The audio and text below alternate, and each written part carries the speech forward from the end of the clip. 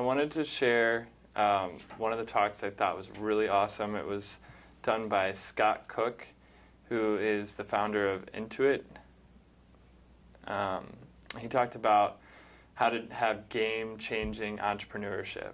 And he started with, first thing is you got to attack big problems. And then the second thing is obviously you got to solve that problem. And then that creates a durable competitive advantage. And so how do you do that? Because predicting behavior is very difficult. He did an exercise. It was in one of the really large rooms, and there's several hundred people in the room, maybe 500 people, and he said, all right, I'm going to do an experiment where we're all going to clap just randomly, and then I'm going to tell you to start clapping all together simultaneously. And he said, but first we're going to make predictions. How long do you think that it's going to take for everyone to be clapping together from that point? And the average, everyone raised their hand, the average was above, somewhere between 15 and 30 seconds. And then so we did the exercise, and it took 4 seconds for everyone to be clapping together. And so that was kind of his point, is like predicting behavior is just really difficult. And we have an idea of what we think is going to work with solving a certain problem, but until you can, you're extremely likely to get it wrong. So how do you protect against that?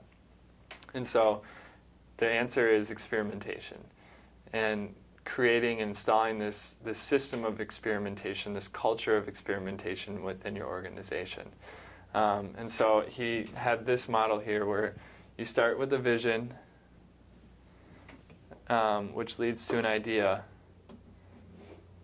and then you go to your leap of faith. And in this section, you lay out all of your assumptions. So the example he gave was they were trying to build this app for people in a third world country that are farmers that want to know the prices of that they can get for their commodities at the market. A way to like give them a text on their on their cell phone every morning of the prices that are that they can get from the different markets, so they know where to take their product.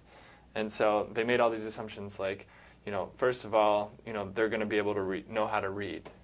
They're going to know what these numbers mean. They're going to trust that they're accurate, that they're going to show up at the market, and the vendors are actually going to honor the prices that they quoted earlier in the morning. There's all these assumptions that you're making. So that's your leap of faith. And then you experiment with a solution. And so they went with this first idea of sending this text message out. And then they did it with 12 farmers as opposed to thousands, which would be the full rollout. And then they said, what did we learn from this? And what they learned from that example was, out of the 12 farmers, only 10 of them, or 10 out of the 12, it was completely unsuccessful for one reason or another. For one, it worked, and another one, it was inconclusive.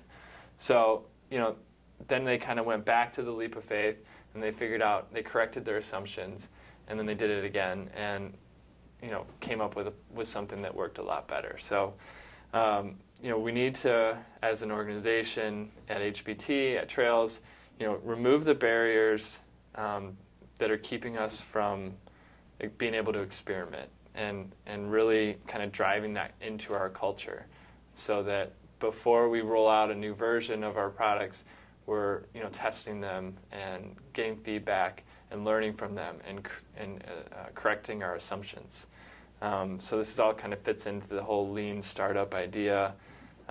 Decisions should be made by experiment, not by politics or power. So I thought that was a really interesting talk. Thanks.